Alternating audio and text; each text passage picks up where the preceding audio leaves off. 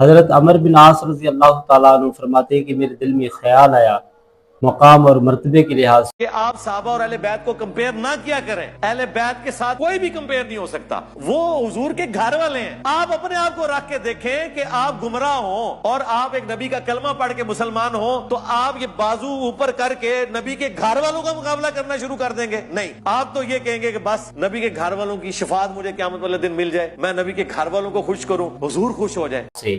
تو میں نے نبی صلی اللہ علیہ وسلم سے پوچھا کہ یا رسول اللہ صلی اللہ علیہ وسلم, میں افضل ہوں یا ابو بکر افضل ہے؟ تو نبی صلی اللہ علیہ وسلم نے فرمایا کہ ابو بکر افضل ہے. تو میں نے پوچھا کہ یا رسول اللہ, کیا عمر فاروق افضل ہے یا میں افضل ہوں؟ تو نبی صلی اللہ علیہ وسلم نے فرمایا کہ عمر فاروق افضل ہے. تو میں نے پوچھا کہ کیا عثمان غنی افضل ہے یا میں افضل ہوں؟ تو نبی صلی اللہ علیہ وسلم نے فرمایا کہ عثمان غنی افضل ہے. یہ پوچھنے والے عمر بن عاص سے رضی اللہ تعالیٰ عنہ اور جواب دینے والے رسول اللہ صلی اللہ علیہ وسلم ہے. اور ترمذی حسن کہا ہے اور بعض محدثین کے نزدیک یہ صحیح بھی ہے. عمر بن عاص رضی اللہ تعالیٰ عنہ پوچھ رہے ہیں کہ رسول اللہ صلی اللہ علیہ وسلم بہت ہی زیادہ لوگوں کا خیال کرتے تھے اور ان کا لحاظ رکھتے تھے. تو میرے دل میں یہ خیال آیا, کیونکہ نبی علیہ السلام میرا بھی بہت خیال کرتے تھے اور مجھے بہت ہی زیادہ عزت دیتے تھے. تو میرے دل میں یہ خیال آیا کہ میں نبی علیہ السلام سے پوچھ لوں کہ میں افضل ہوں. تو نبی علیہ السلام نے یہ جواب دیا. اب مجھے بتائیں, عمر بن عاص رضی اللہ تعالیٰ عنہ نے پہلے نمبر پر علی رضی اللہ تعالیٰ عنہ کا کیوں نہیں نام لیا کہ میں افضل ہوں یا علی افضل ہے؟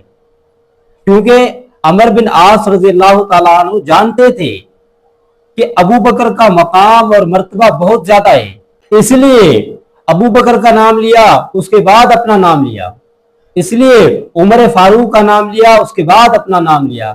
عثمان غنی کا نام لیا, اس کے بعد اپنا نام لیا. عمر بن عاص رضی اللہ تعالیٰ عنہ جانتے تھے کہ ابو بکر کا مقام بہت زیادہ ہے, عمر فاروق کا مقام بہت زیادہ ہے, عثمان غنی کا مقام بہت زیادہ ہے, اس لیے ان کے ساتھ اپنا نام لیا.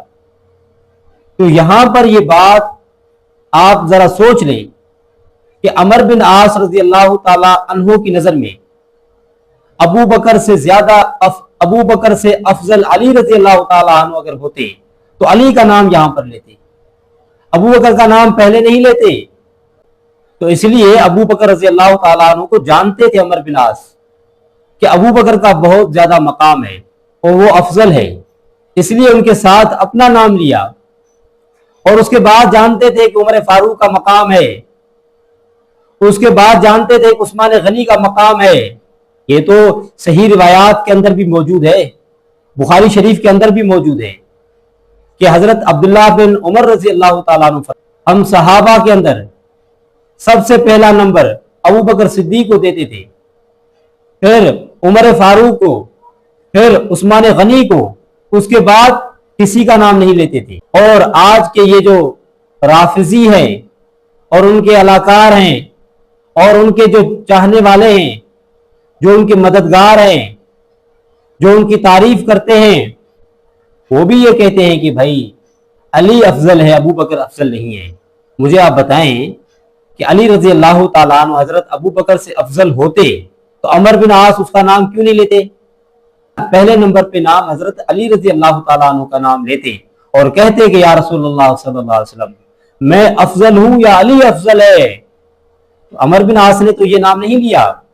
عمر بن عاص رضی اللہ تعالیٰ عنہ سے صحیح روایت موجود ہے کہ جس میں نبی علیہ السلام سے پوچھا عمر بن عاص نے کہ یا رسول اللہ صلی اللہ علیہ وسلم آپ سب سے زیادہ محبت کس سے کرتے ہیں؟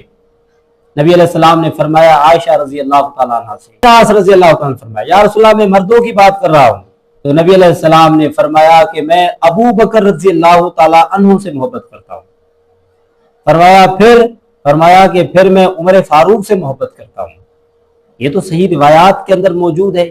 سب سے پہلے نام لیا ابو بکر رضی اللہ تعالیٰ عنہ کا, دوسرے نمبر پر نام لیا عمر فاروق رضی اللہ تعالیٰ عنہ کا. یہ تو روایات کے اندر موجود ہے. اب جو نہ ماننے والے لوگ ہیں اس کو ہم کیا کر سکتے ہیں؟ ضدی لوگ ہیں, ہم ان کو کیسے منوا سکتے ہیں؟ جو ماننا ہی نہیں چاہتے ہیں ہم ان کو کیسے سمجھا سکتے ہیں؟